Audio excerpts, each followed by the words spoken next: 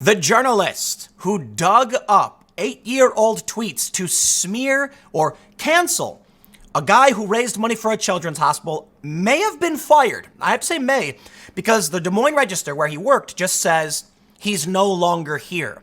And then they're going to talk about their social media policies. It doesn't sound like this guy left voluntarily, but for those that don't get the context, let me give you a quick recap. A man named Carson King held up a joke sign. It was like a newscast or something. It said that his Anheuser-Busch fund was depleted and they needed money, and he put a Venmo address, meaning you could send him money for beer. He ended up raising tens of thousands of dollars, and everyone got really excited and thought it was funny, but he announced it was going to go to a children's hospital. Such a heartwarming human interest story. A good guy who did a joke and did a wonderful thing. He's now raised like $1.5 million or something. This is incredible. And everybody was really excited. For once, we had hope in humanity. This fun thing could turn into something really, really great and help children. And then this journalist decided that in order to report the story, I need to dig through 8 years of social media history and found an off-color joke. It was a reply, apparently, not even a direct tweet, where he was referencing Tosh.0, a Comedy Central show, and he said something offensive.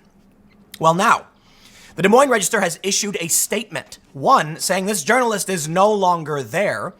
I don't want to say that means he was fired. Maybe he voluntarily resigned under pressure, but come on. We know what this means. He did the story. He dug through the tweets. The mob came for him. Cancel culture. That's the hashtag people are pushing. They said to this journalist, if you want to dig up tweets, then you're fair game too. And they found this woke outrage journalist that, in his past said many offensive things, inappropriate things, because lo and behold, human beings say things that can be offensive. Wow, I'm so surprised. Not only that, society changes. The things he said before probably weren't that offensive 8 years ago, or they probably were. I don't know what he said exactly, the Carson King guy. The point is, you could make a joke 10 years ago and everyone thinks it's fine. Today they don't. They'll say, why did you make that joke? Dude, it was 10 years ago, okay? We all learned. We progress. Something interesting about progressives as it exists today. They don't want to progress. They want to hold you to an impossible standard from a decade ago. That's not progress. That's looking into the past and punishing people for things that weren't relevant to society at the time. If you want to accept progress and be a true progressive, that means you recognize people will apologize and not do these jokes anymore. Let's read a little bit about what the Des Moines Register had to say, because I'm going to push back. I think this statement is a cop-out. I think it's an excuse. And in it, they basically say they vet subjects of stories more than their own staff. Now, how does that make sense? You're going to do a story about a person one time. Your staff member is there every day, every business day, but you don't do a background check on them, but you dig into 8 years of social media history? Oh, please. I don't want to hear it. But let's read. Carol Hunter of the Des Moines Register writes, we hear you. You're angry. Here's what we are doing. First of all, I absolutely hate all of this. This right here, their reaction, their response, and the firing of this dude, it's all cancel culture. Everyone's just angry all the time. Just stop. I don't think this dude should have been let go or gotten fired. I think they should have sat him down and held up a mirror to his face. But now he's lost his job. And Carson King, he's been a stand-up guy about the whole thing. He's carrying on. He's now got, what are they doing? Carson King Day by the Iowa governor. That's amazing. I'm really, really happy for this guy. It could not have happened to someone, to anyone more deserving. Carson King, proclamation, we'll read through this. But he has been nothing but gracious and apologetic, and he's done everything right, even apologizing to the Register. Sort of apologizing. The dude's a stand-up guy. And this is what makes this story all that much worse. He's such a good dude. He made a joke about beer. He raised money for a children's hospital. When this woke journalist came after him to try and destroy him over 8-year-old tweets, he immediately apologized, publicly said, it was wrong of me, and I hope, I hope and understand everybody can move on and blah, blah, blah. And people said, we forgive you. And he's carrying on like a class act. That's why I think it was wrong for this guy to be fired. I absolutely detest this. He should not, I don't know if he was fired, let go, forced to resign, whatever the reason, whatever the reason he quit, it should not have happened, okay? Let the guy stay, tell him to stop, and this could be a lesson to everybody. But I'll tell you what, in the end, If these outraged journalists who are going to dig through someone's Twitter history are getting fired, maybe this will set an example. Maybe journalists will now learn that we as a society will no longer tolerate you trying to dig up old tweets to destroy someone's life. With that being said, let me give you a piece of advice. Delete your Twitter history. Do it now. Thank me later. Actually, you won't thank me later. You know why? Because if you delete your tweets now, there won't be tweets to have been dug up to destroy your life. Let's read. Carol Hunter writes, the Des Moines Register staff has heard from hundreds of people in the past few days upset over our handling of a story on Carson King. The 24-year-old whose Busch Light sign on ESPN's College Game Day launched more than $1 million in donations to an Iowa children's hospital. Isn't that heartwarming? It may put a smile on my face when I heard that story. And then it flipped that smile right upside down when I heard what this journalist was trying to do. And then the smile turned into my face twisted and contorted into some strange demonic expression. And I was furious. But look, listen, getting this journalist fired may be emotionally satisfying. It may set precedent. It may make an example, but it's still part of the same problem. Stop. If this journalist didn't have bad tweets of his own, he wouldn't have gotten fired. So it is a bit ironic. You know, it's like a fire truck on fire. The guy who tried calling out someone for bad tweets got fired over bad tweets. I know a lot of you are going to laugh about it. And again, this might be an example that we need to set precedent to make a change. But I do despise all of this, seriously. We listened with an open mind to everyone, but especially Iowans, the people who are our neighbors, who care as much as we do about our state and everyone who lives here. And we hear you. You're angry. You're disappointed. And you want us to understand that. I want to be as transparent as possible about what we did and why, and answer the questions you've raised and tell you what we've learned so far. Get ready. I'm going to call this out. For one, we're revising our policies and practices, including those that did not uncover our own reporter's past inappropriate social media postings. That reporter is no longer with the Register. Oof. They say, King's generosity is a great story, and the Stead Family Children's Hospital is a great cause. The story shifted Tuesday evening, however, when King held a news conference with local TV stations to acknowledge racist tweets from his past, and Busch Light, one of the companies bankrolling his fundraising, distanced itself from him. Whoa, whoa, whoa, whoa, whoa, whoa, whoa. The story shifted when he held a conference. Back up, okay? Your journalist went after him, and he had no choice but to get in front of the story. I'm sure he talked to a PR person who said, you need to say it now. The only reason he's walking away unscathed is because he did the right thing by preempting you and your twisted, psychotic outrage. I know how PR works. They always tell you get in front of the story, and now they're blaming him because they tried destroying him for 8-year-old off-color jokes. I just stopped myself from swearing. I'm angry. The Register reporter writing the profile had discovered tweets on King's public timeline early in the day, and he asked King about them. King, to his credit, expressed immediate regret. Yet they still were going to move forward, forcing King, having no choice but to hold the conference to make a statement about the tweets before he was smeared in the press. The timeline gets a bit complicated. Register editors discussed at length whether to include information about the tweets and King's remorse in our profile.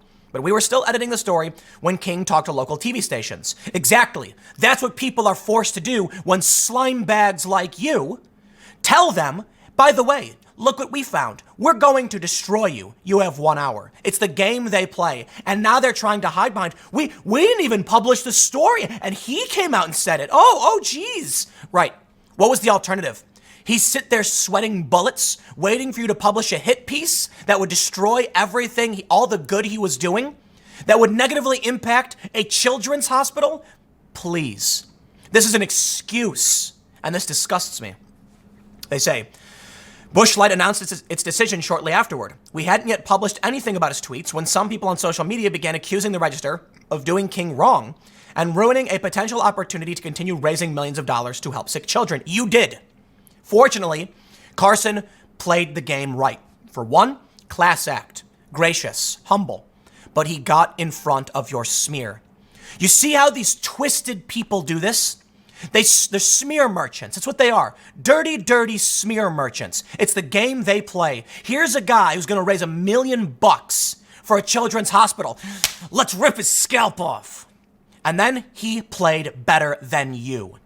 And he probably got good advice, and they said, they are going to destroy you. We know how the game works. The dirty smear merchants will tear you apart because they want scalps. And so he said, I have no choice but to get in front of this story. And he did. And now the Des Moines Register is going, oh, but we didn't even report it. He's the one who came out. You see what they do when they get busted, when their strategy fails. I guarantee you, they were probably laughing, going, oh man, we got a big one here. It turns out this guy who's raising money for kids is a racist. And now it's the journalist. It backfired because Carson King played his hand correctly. But make no mistake, if he made one simple misstep, they would be holding his scalp in their hands and saying it's his own fault for being racist. She says, many of you said the timeline is besides the point. You've asked instead why we chose to look at King's tweets in the first place. Some of you then noticed questionable tweets by the reporter himself, which the Register then began to investigate. I'll discuss some of the steps in our decision-making later, but rest assured, we're examining all of our processes. Okay, listen. They say, we're going to be focusing on policies around background, blah, blah, blah. Some of you wonder why journalists think it's necessary to look into someone's past. It's essential because readers depend on us to tell the complete story. Oh, really? We need to know about a stupid joke he sent his friend 8 years ago? Don't even try. The Des Moines Register got busted. They're pathetic. They played the game and they lost. You know, I'm not going to have sympathy for a bank robber simply because they're bad at bank robbing, okay? You tried to pull a con and you screwed it up, and now you're saying, you know, it's journalists do it and it's an important part of background. No, it isn't. No, it isn't. Carson King's tweets from 8 years ago have nothing to do with this story. And journalists, like unanimously, are calling you out. Well, I shouldn't say unanimously, but they're high-profile journalists, even on the left, saying, this is not newsworthy. If he had been defiant and insistent upon him being allowed to do these tweets, then maybe. But they shouldn't have been looking for him in the first place. And I'd like to stress this point. Why do they think it's more important to look into family, friends, backgrounds, criminal arrest records, but not for their own staff? Please. Dirty smear merchants, liars, manipulators, and evil people, vultures. I didn't make up vultures. They call themselves vultures. It's what they do. They circle above your head, waiting for any sign of weakness to swoop down and rip it. I'll calm down on that point. I was going to make a vulture reference and it was going to be gory. But no. They call themselves vultures. They swarm. I genuinely there are a lot of good people in journalism. There are a lot of good people. I know them. Okay. But the media is a sick and disgusting beast. Let me tell you a story. During Ferguson, riots, people in the streets, police, flashbang grenades, live ammunition being fired, hitting the ground, being told to flee, gunshots whizzing, bullets whizzing past my head. Yeah, all that stuff happened. About a week into it, the initial outburst of the riots in Ferguson, a bunch of the protesters started leaving, and the streets became relatively devoid of active protest. But you know who stayed? About 80 to 100, maybe that's an overestimate, maybe 50 to 60 journalists. I remember I was watching a police vehicle move the street, telling people to disperse. I looked around and noticed 95% of the people in this crowd were just journalists, and other protesters were leaving. They were walking away. So I told the crew that I was with, cross the street. We're going to film that. We walked across the street, and I'll tell you what I was looking at. I was looking at a group of maybe, 50 to 60 press, slowly walking backwards, taking photos with their reporters standing by them, some taking notes, cameras, and there was no protesters. And then the police actually said, media, disperse, we are talking to you, vultures. In Ferguson, I overheard, or this may be, I'll keep it vague, I don't want to get anybody called out. An individual on the ground in Ferguson was bragging about coming to the riots as a networking opportunity because Don Lemon was there, because, I think Anderson Cooper was there, because it was a high-profile moment. All these journalists were there on West Florissant. Vultures. They came down late. They weren't there in the beginning. There were a few journalists who were. I wasn't there on the first day where they burned down the gas station. I came immediately after. So I'm not going to cut myself slack necessarily. I'll criticize myself saying, I rushed in full speed when that gas station got burned down. A few days later, though, it turned into a press gaggle networking event. And that's when I said, cross the street, film that. We never did anything with it. That's the point. They're vultures. They're smear merchants. They were hunting for a scalp, but he ambushed them. I should say they ambushed him, but he countered, and he countered well. He's been nothing but a class act since. You will get no quarter from me. You will get no sympathy.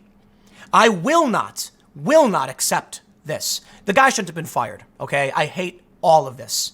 But make no mistake, given the opportunity, they will do it again, and they would have been happy to publish this. They talk about how they weren't even sure what they were going to do. I don't believe it.